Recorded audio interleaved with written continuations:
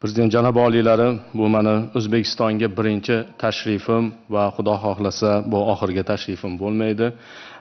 Toshkentga kelish biz uchun, men uchun va delegatsiyam uchun juda ham qiziqarli va juda ham hayajonli bir vaziyat, chunki bu bizni tarixan bolalikdan biladigan ko'p voqealarimiz bilan bog'liq. Mana 1965-yilda tarixiy bir voqea bo'lgan Pokiston prezidenti va Hindiston bosh vazirini Toshkentdagi muzokaralari va buni men o'zim bolaligimdan eslayman. O'sha vaqtda men o'smir edim. Bundan tashqari Buxoro va Samarqandga borishni ham biz juda katta ishtiyoq bilan kutayotgan edik. Chunki bizdan bu shaharlarni, büyük shaharlarni tarixidan xabardor bo'lib kelganmiz. Today we had extensive talks, and our talks were on the trade, connectivity, cultural, spiritual, and political. So we had such long talks that by the end, Mr. President, I was able to almost understand half of what you were saying in Uzbekistani. Because Urdu is so close to your language, I'm sure that more meetings and I will be able to understand all of it. We won't need an interpreter. Prezident janob oliylari, bugun biz juda ham kengaytirilgan, keng qamrovli muzokaralar olib bordik. Juda ko'p mavzularni muhokama qildik. Savdo to'g'risida gaplashdik, o'zaro bog'liqlik to'g'risida, madaniy masalalar, ma'naviy masalalar, siyosiy masalalarni gaplashdik. Shunday uzoq muloqot qildikki, men muloqotimizni yakuniga kelib, sizni gapirayotgan gapingizni o'zbek tilidagi so'zlaringizni deyarli yarmini tushunishni boshladim. Menimcha, agar bunday muloqotda davom ettirsak, keyinchalik men 100% tushunaman, chunki urdu tilimiz o'zbek tiliga yaqin va bizga tarjimonning hojati bo'lmay qoladi. So first about the economic cooperation. Both of us are on the same path. Mr. President, you're talking about new Uzbekistan, Naya Uzbekistan, and we are talking about Naya Pakistan. The journey is the same. Number one, we want to lift our people out of poverty. We want a bottoms-up approach rather than a trickle-down approach, which has been traditional. So we are on that journey where we are trying to pull people out of poverty. And this is the model of our Prophet Muhammad sallallahu alaihi wasallam. In the state of Medina, he is the first one who started a welfare state where even when they did not have money, the concentration was that a state only prospers when everyone prospers, when it's an inclusive development.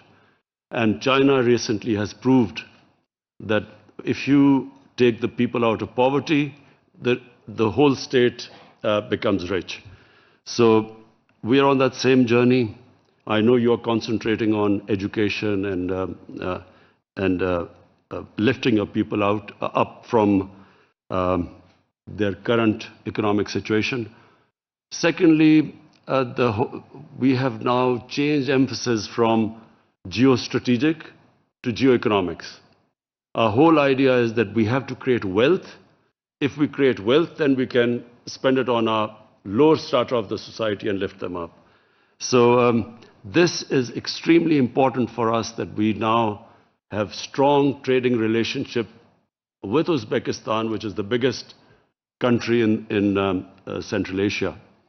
And we feel that this will benefit both of us. It will be a win-win situation for both Pakistan and Uzbekistan, the stronger we improve our trading ties. Prezident janobi oliylari, bizni muhokama qilgan yo'nalishlarimizda avvalambor biz iqtisodiy hamkorlik to'g'risida gaplashdik va bu borada ham bizni fikrlarimiz juda ham hamohang bo'ldi. Bizni oldinga qo'ygan rejalarimiz ham juda ham mushtarak. Mana siz yangi O'zbekiston qurish to'g'risida gapiryapsiz. Biz Naya Pokiston dasturini oldinga suryapmiz va bu har ikkala dasturni ham asosiy negizida bo'lgan masala bu aholida kambag'allarni qisqartirish, kambag'allikdan chiqarish insonlarni va bu ishni amalga oshirishda pastdan yuqoridan pastga emas, pastdan, quyi qatlamlardan, eng kambag'allarning holatidan kelib chiqqan holda yuqoriga qarab borishni rejalashtirganmiz.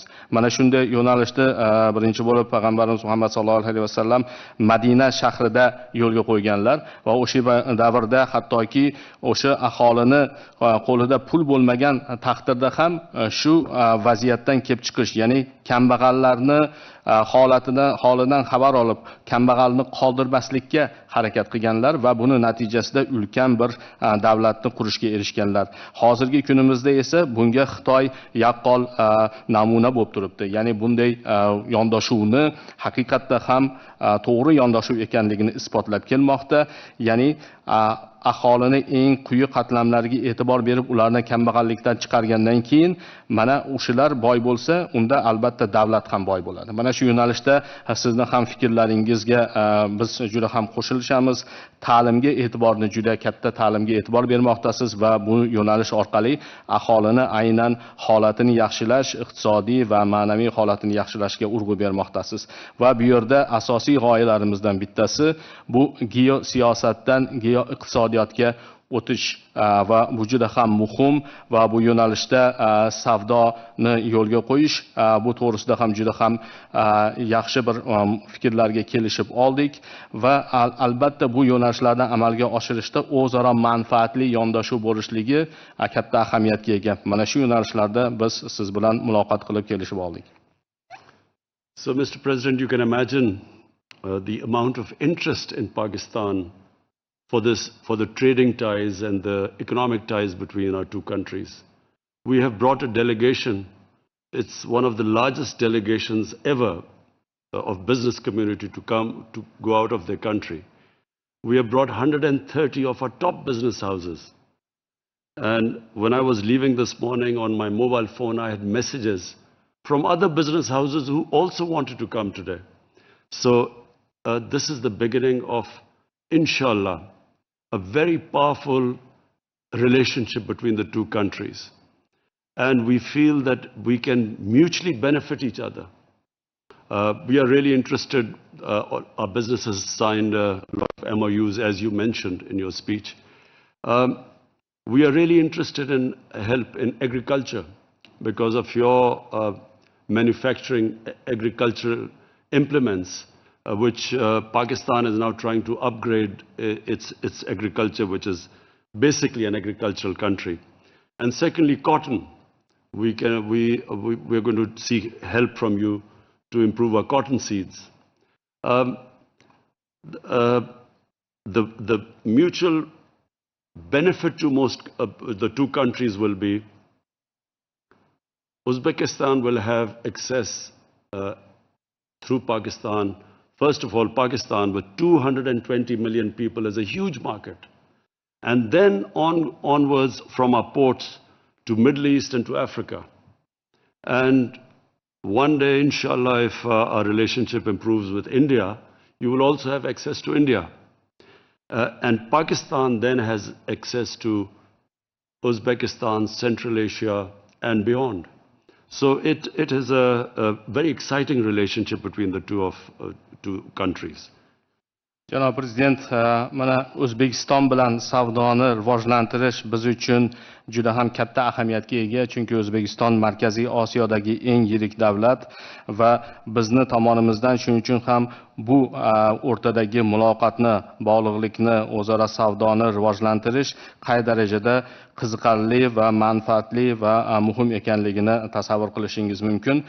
Mana hozir biz 130 kishidan iborat bo'lgan yirik bir delegatsiya bilan keldik, ya'niki ular Pokistondagi tadbirkorlar vakillari, juda ham yirik tadbirkorlik birlashmalarining vakillari va bugun ertalab bu yo'lga chiqishimizdan oldin mana mobil telefonimga yana bir qator murojaatlar kelib tushdiki, boshqa tadbirkorlik guruhlaridan ular ham O'zbekistonga kelib, ular ham o'zaro aloqani o'rnatishga qiziqishlari bor ekanliklarini aytishdi va xudo xohlasa albatta bu yo'nalishdagi ishlarimiz o'zaro manfaatli hamkorligimiz davom etadi. O'zbekistondagi mana siz bir qator o'zaro anglashuv memorandumlari to'g'risida aytdingiz, o'zaro biz kelishib olgan nuqtalarimiz to'g'risida. Bundaylardan bittasi biz uchun albatta birinchi navbatda qishloq xo'jaligi.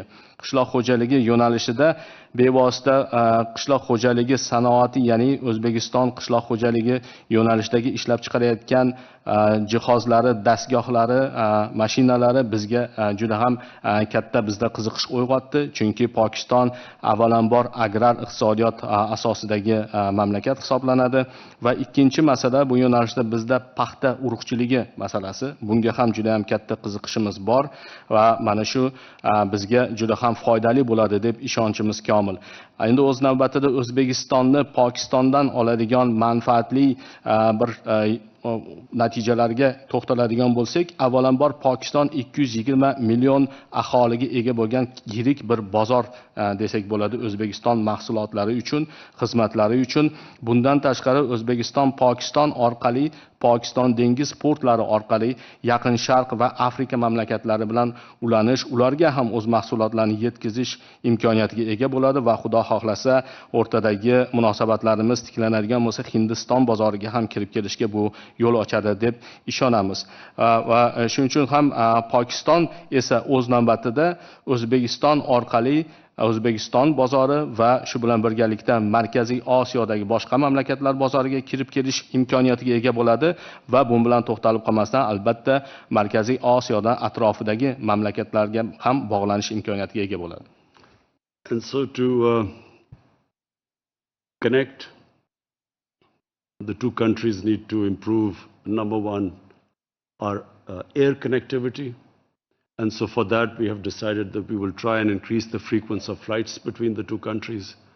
Secondly, through land, we have experimented that a truck has left Pakistan-Torkham border and has arrived in 2 days to Uzbekistan. So land connectivity, but most of all, and I know it is your brainchild and your passion, the railway from Mazar-e-Sharif, from Uzbekistan, Mazar-e-Sharif to Peshawar, which an idea which we all feel in Pakistan extremely excited about. We think that this really would change everything if we can have this railway line. It will improve connectivity between the two countries and the transportation of goods. And so that I assure you that President Shaukat, I will be pursuing it, my government will be pursuing it, and rest assured that we will try and push this extremely exciting project as much as we can. Va o'zaro bog'liqlik to'g'risida gapirar ekanmiz. Bu yerda albatta ikkita yo'nalish juda ham muhim.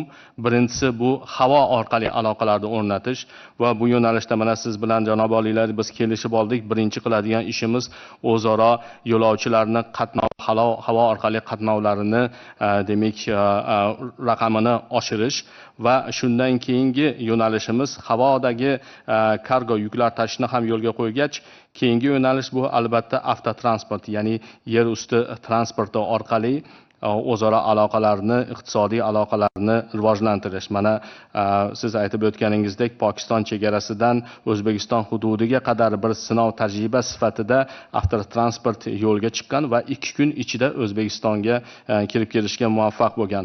Va bu ham bu yo'nalishda katta salohiyat mavjud ekanligini bildiradi.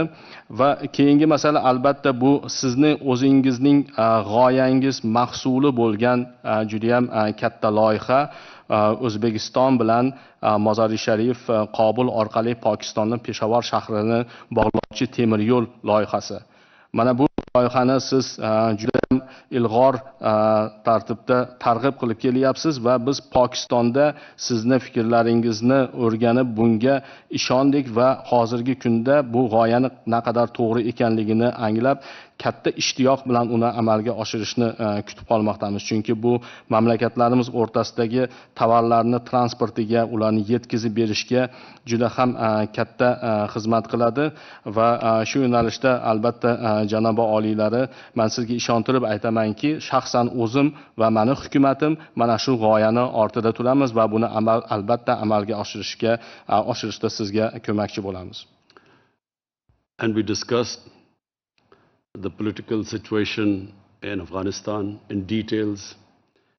We are both concerned as neighbors of Afghanistan that people of Afghanistan have suffered for the last 40 years.